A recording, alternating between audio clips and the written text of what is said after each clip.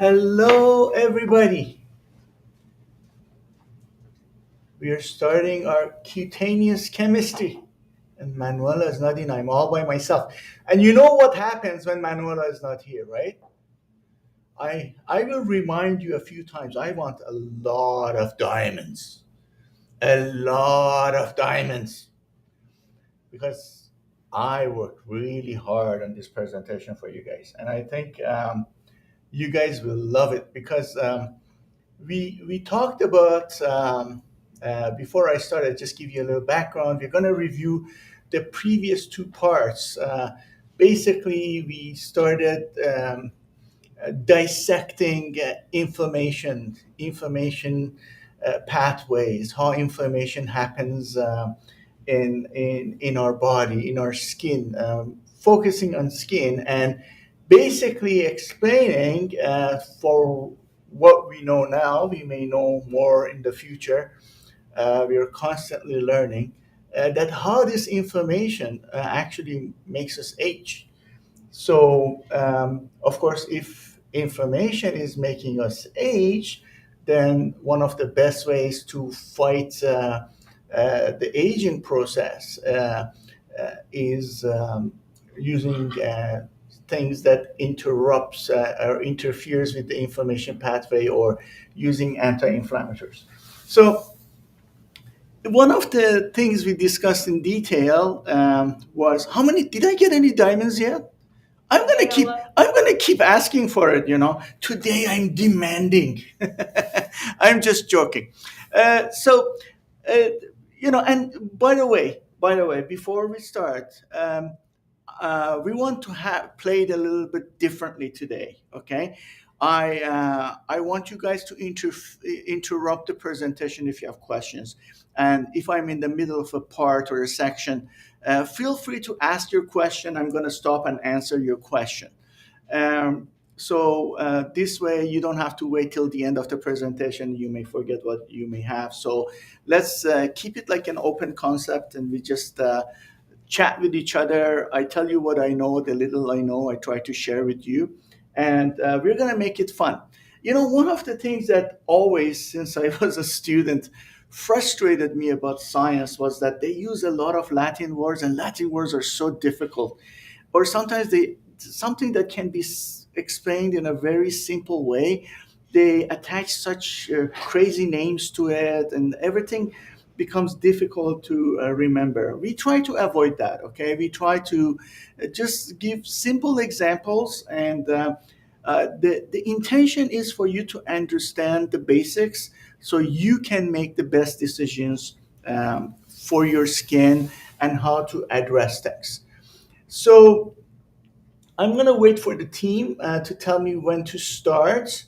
We can start now. Are we getting a yes vote from the viewers as well? You're getting or questions. I'm getting questions already, but I haven't started talking yet. All right, let's start. Look, I'm going to do a little bit of a very, very quick review, and this doesn't really cover everything that we discussed in the last two presentations, but these are the things that in my opinion, is they are the most important things for you to remember for looking after your skin in the best possible way.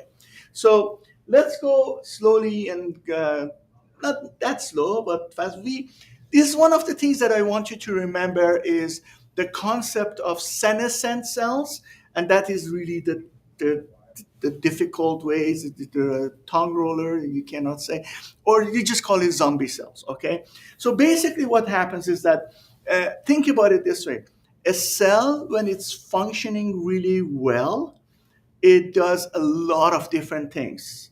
It has its nucleus, it has its factory that actually creates the energy. It is active, it's producing good material for the body, for the skin. It divides properly, and it contributes. Okay, the mitochondria in that cell that factory that makes the energy is very active, so everybody's happy. Okay, imagine like you have a city that has a great power plant, and is making all the electricity. The water is flowing through the pipes, and everybody's happy. Then at one point, uh, the inflammation is going to affect the cells. And one of the main causes is the inflammation. And these cells become zombie cells. So, what happens to zombie cells is that uh, zombie cells basically they just consume. They become like your internal parasitic cells within your body. So basically, they consume, they don't contribute.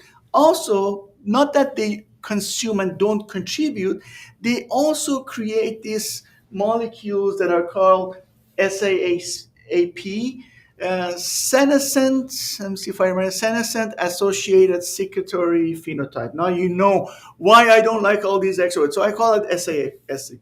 Okay? So these guys, they come out of these zombie cells and they go to the good cells, and then they create inflammation in the good cells, and then those good cells will become like a zombie cells. So you watch all these zombie movies, like the zombies will create other zombies. These zombie cells, basically, that's why they're called that. They create other zombie cells, and then all of a sudden, when the number of zombie cells in our skin, in our body increases, that's when we have problem. That's when the aging starts become accelerated aging and becomes problematic. So we don't want this. This is one of the things that we were talking about, the aging process. We don't want zombie cells. We want these guys. Now, we we talked about this thing that there was this town. I forgot the name. I had the name here somewhere. Zemane town, and the people living in this town or city, scientists noticed that they were not necessarily living longer because short lifespan is not just because of our body. Sometimes diseases like infectious diseases like uh, influenza, like different types of bacteria or viruses or COVID, can cause fatality at a young age and has nothing to do with necessarily the health of that person. But they noticed that these people, even though they were getting into their 50s, into their 60s, um, when they compared them to people that they're living in very highly populated cities with a lot of pollution and a lot of stress and et cetera, their inflammation was drastically less than those. So they're looking at now that saying that that environment and what we do and how we live actually can tremendously contribute to the inflammation that we create in our body. So these are basically some of the summaries that we did. I gave you this chart. It summarized everything that how emotional stress, UV, how you eat in a bad way, how you don't sleep, etc. How this contributes eventually to these zombie cells and then the accelerated aging. Now, then I gave you this table that it created what all those things that are associated with the SASP and how they contribute. So I'm not going to go into the details of it. It's just a summary. And I believe you could actually download this if you sent a code during the last visits. And then based on that, I went ahead and we recommended some products to address all those things that were associated with those. Now, today it was and if you remember, last time we gave a price, and I said there is one item that I did not mention, that it was one of there are six categories here. I said one category I did not mention. I intentionally left out, and that's the topic for today, which is now we're coming to acne. Okay, so today we're going to talk about acne, inflammation, and how this unwanted acne can actually contribute to accelerated aging. Okay, and how it can influence the condition of the skin, the collagen, etc. So, uh, and then This acne, I want to go back a little bit, if I remember. Go back. Let me see. Now my memory is playing a game with me. We're talking about UV. Okay, so now this this thing will create a little chain, a little triangle: acne, UV, and aging. Okay, so now this becomes inflammation, which is the UV, and then acne. So, and now here sun plays an important part because a lot of us like sun. I like sun exposure too, and sometimes I have to be honest. Sometimes I'm not as careful as I should be. I was the other day cutting the grass, and I was not paying attention, and I took my shirt off, and then I got a really bad sunburn, and then later on that night I regret. Oh God! And then that's when I went to my vitamin C and all those anti-inflammatory stuff. I loaded my back. Especially on the shoulder, I was really badly burned. So look, a lot of people think that I have acne, and then I'm gonna go and expose my face to UV, and then my acne is gonna go. Look, it is partially true because UV can destroy bacteria. However, you cannot just leave it at that. You have to see what happens along the chain of this killing this bacteria. What else is doing to your regular good cells? And what is happening on the top of your skin? That is what you need to pay attention. So if you weigh everything, there is a good part of the UV that is destroying the acne causing bacteria on your skin. And then now we need to look at what is the other side that it's going to kind of tip the balance before. If you just look at this part, you say, oh, okay, it's good, but then there's so many things that goes on the other side of the balance, and now balance is going to get tipped, and we can actually say that acne in the long term, sun in the long term is actually bad for your acne. So let's dig into that. So how sun is going to accelerate the breakouts? So first of all, UV on its own causes inflammation. Inflammation causes a lot of problems with the aging, etc. And then this inflammation is going to worsen the acne. I'm going to get into that.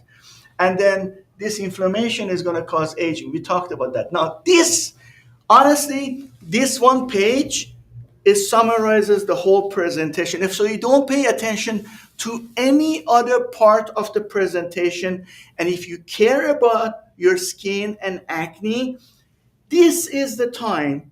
If the other pages, you can go watch another program, do something else, decorate your hair, do your hairstyle. This page, if you care about acne and sun, this is the page. I want you to pay a lot of attention to it. Okay. In our skin, we have sebum. This sebum has a very unique function for our skin. It is almost like the saran wrap that you put on the food to protect it, okay? It reduces the amount of water that is evaporated from your skin, and it helps protect your skin, okay? So it is an important part of your moisture balance. People that have severe acne and go on Accutane, the Accutane will destroy the sebum production capability in your body. So the bacteria have nothing to feed on. So your acne goes away. But what happens? Your skin will become severely dry, okay? To a point that you have to go on all kinds of support for your skin. So your skin is not going to be flaking and peeling off, okay? Especially around the lips, around the chins, around the cheeks, everywhere, or forehead. So the sebum is a good thing, but then we talk about balance. But when we're talking about this sebum has a molecule in it that is about 10 to 15% of the sebum, the concentration of it in the sebum. It's called squalane, okay?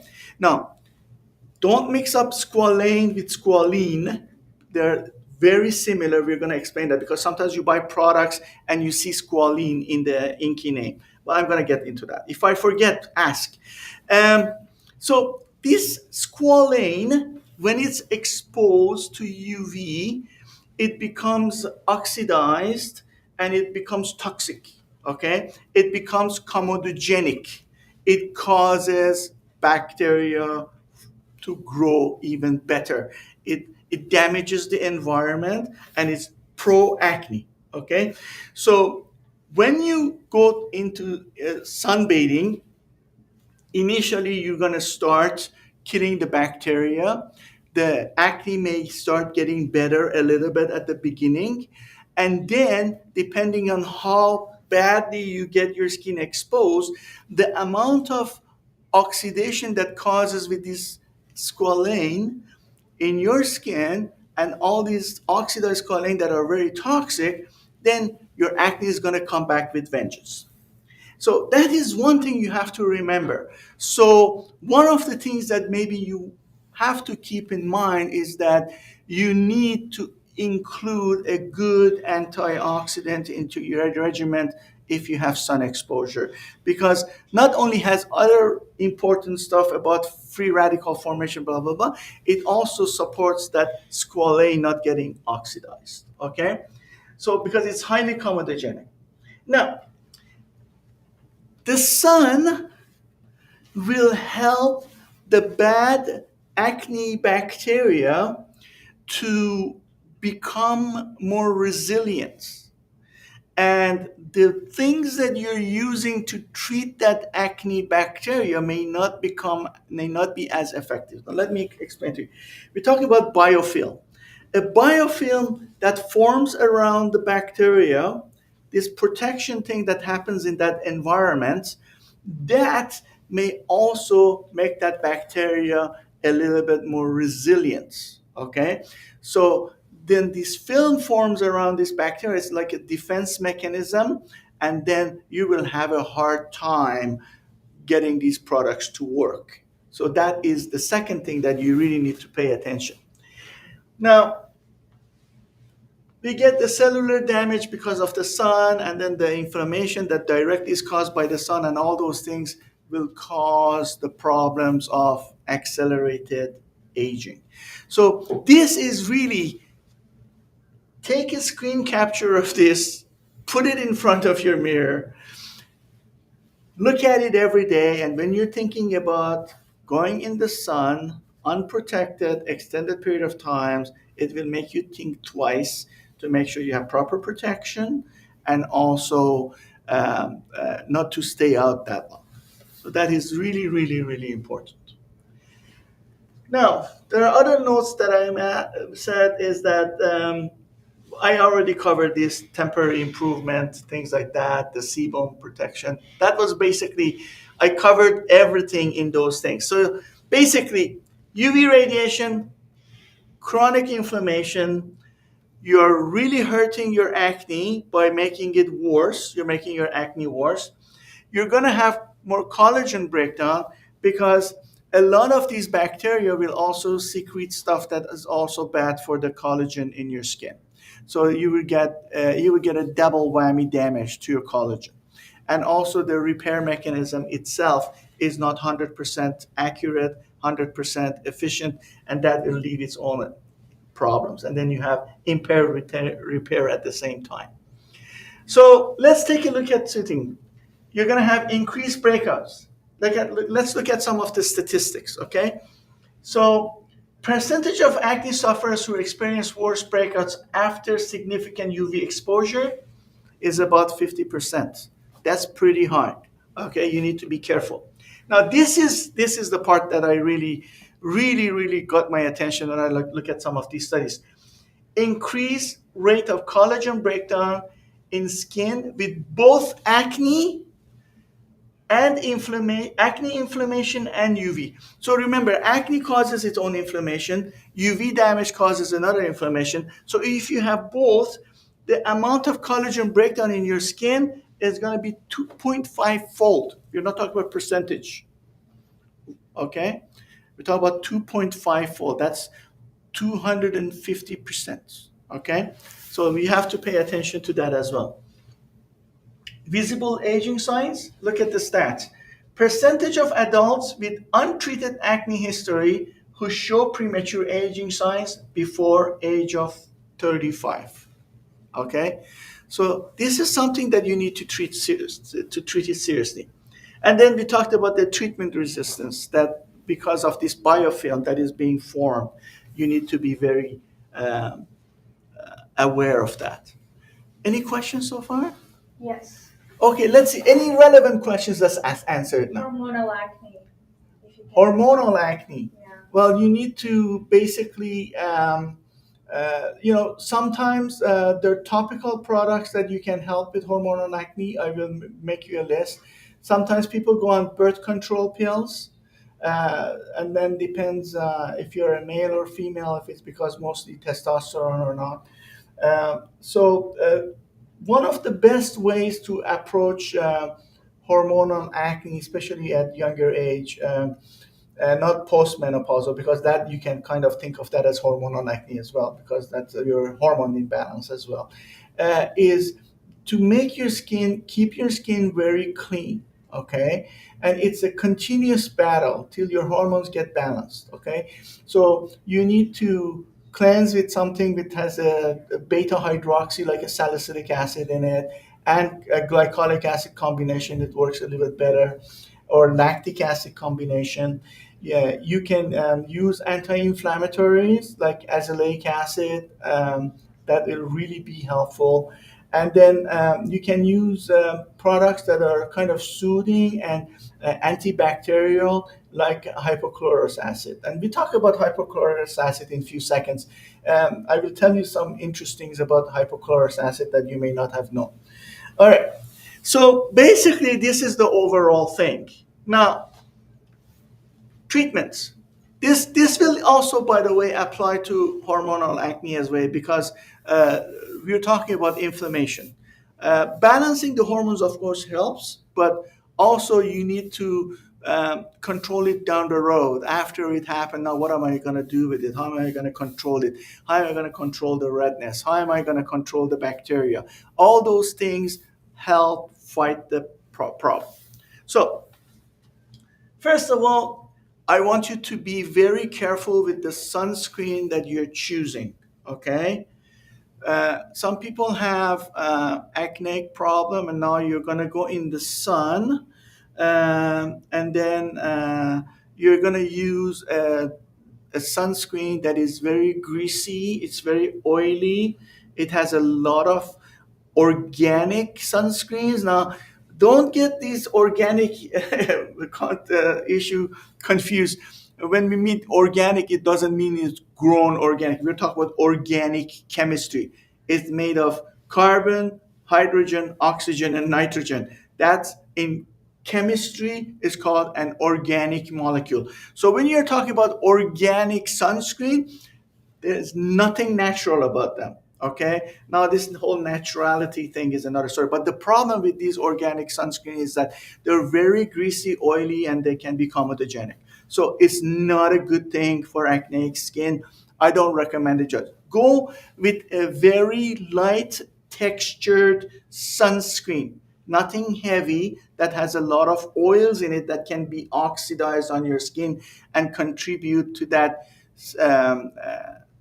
squalane that we talked about. Okay, so zinc oxide is the only one I personally approve of in a light textured formulation. Not because some manufacturers, because zinc oxide is not that easy to formulate, they go with very heavy coating on the zinc oxide to be able to solubilize it in the oil. And then that depending on that coating, that can become a problem. So you don't want that. Feel the product, feel it, make sure that it's light and it's not very greasy, and it gives you a right SPF of around 30. During a day, you must use something that is going to calm your skin, that is going to help brighten your skin and control the sebum. And azelaic acid with beta hydroxy is one of the best choices you can pick. And then something that has a niacinamide in it, it's going to be even better. So our simple science trio is really, really good for that. I highly recommend it for people that have these issues. Now, I want to talk about hypochlorous acid. So hypochlorous acid is soothing, it's calming, okay? But did you know how one of the mechanisms that your white blood cells, when we talk about white blood cells in our skin, what do we associate it with? Is our immune system, is how these cells help defend our body against pathogens. One of the mechanisms that these cells use is that they create hypochlorous acid. Did you know that your body actually makes hypochlorous acid with your white blood cells? How many people said yes? Nobody said yes. It's an interesting thing, isn't it? So now, this is a spray that you put on your skin that your body actually makes it. Okay? So sometimes you need more help. Now it's going to help. So it's soothing, calming. It has some antibacterial properties. So it's excellent for this. Excellent. All right? So use it, enjoy it, and tell me when you get your results. I want to hear back from you for those of you who are going to use a hypochlorous acid formula. And then we talked about at nighttime, we need that extra antioxidant support. Uh, and you need something like vitamin C and ferulic acid. And we have a great formulation with vitamin C and ferulic acid. And as the old cartoon says, that's all, folks. So, questions. First of all, I have a question. Did I go too fast? If I went too fast, you guys let me know.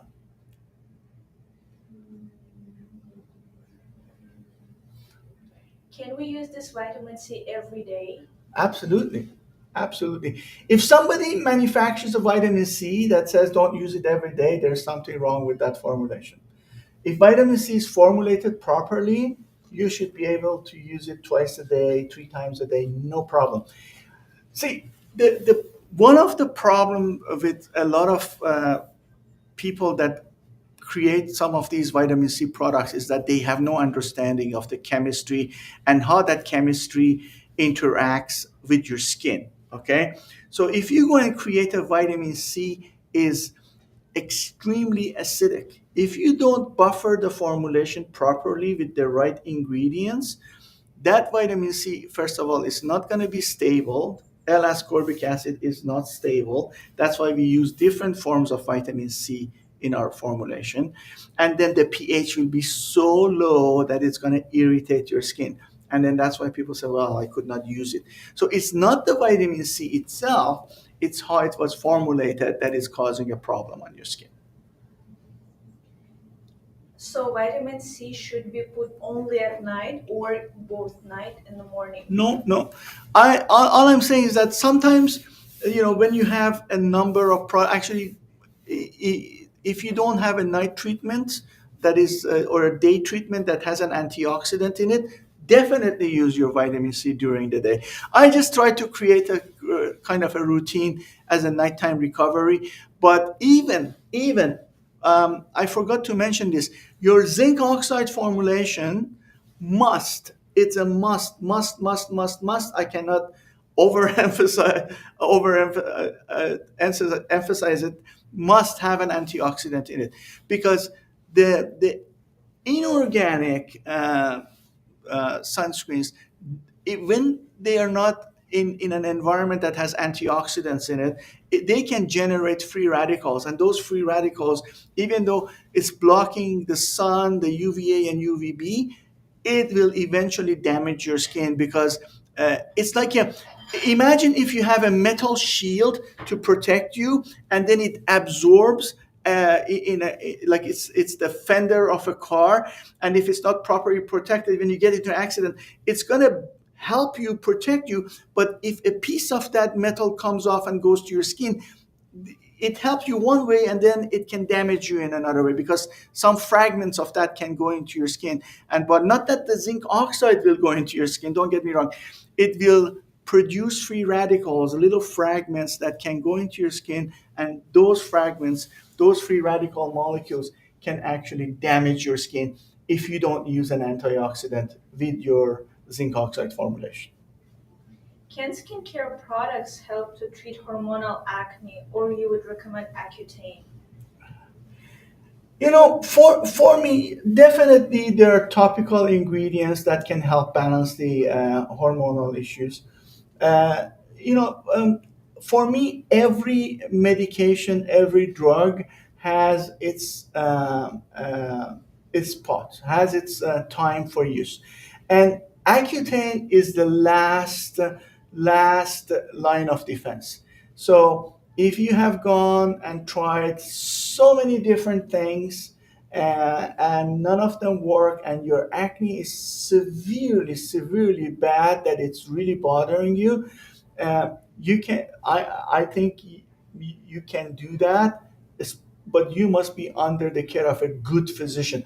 Listen, I'm really emphasizing that. Some people may get mad at me. I'm saying good physicians, because some physicians, they just prescribe and they don't pay attention in monitoring the blood work and things like that. So Accutane can be very harsh on your liver, and you need to have regular blood tests to measure your liver activity, make sure it doesn't go off balance. So uh, be make sure you're in good medical care, and assess the situation. Sometimes people have a little bit of acne and they get very stressed out and they don't want to try things. So you have to be careful with that. I love your products, guys. I had very bad acne scars, and your azelaic acid worked amazing. I'm okay. The statement was that I love your products. Thank you so much. You're very kind. And that this person, I didn't get their name, he or she really likes our Azalea product, and it has really helped her skin. I'm very happy. Honestly, we work really hard on the integrity of our formulations. We don't make any shortcuts in terms of the concentration. We pay a lot of attention on the delivery system so that they get into the right area to do the right work. We don't, if you look at the back of our labels, we don't put 200 ingredients in there. We want to keep our formulations clean and effective. So, sometimes I get frustrated. I look at the back of a label of some of these skincare. They have so many ingredients in there that there's technically no space, and they use the smallest font that you can hardly read it. You need a magnifying glass. And that's not the right way to go, because they are really uh, trying to mimic a feel good on your skin, but they're not focusing on the effect.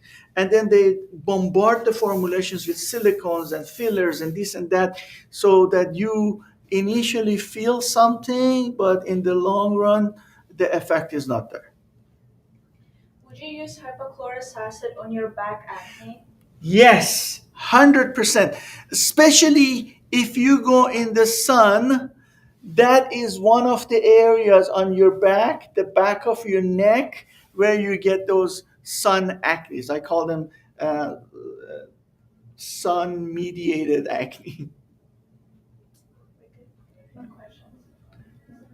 No? Oh, by the way, the code. Code acne. What the code? I forgot to put it in my presentation. I We have approach it here. the code for today. If and what do they get if 20% off the featured products. So the products that we featured today, you're gonna get 20% off of our vitamin C and ferulic acid, and then the salicylic, azelaic, and niacinamide 1%, and the hypochlorous acid. You get 20% off, and the code is acne. Any other questions? No more. What is our diamond rate? Don't make me look. Two diamonds. I got two diamonds. Oh, I'm gonna look so bad. I'm gonna look so bad. I smell trouble. Manuela is gonna rub it in. She's gonna say, haha, you did the show by yourself and you got only 2 diamonds. But I take it. But I take it. What should be the next presentation, guys? What would you like to what would you like us to talk about?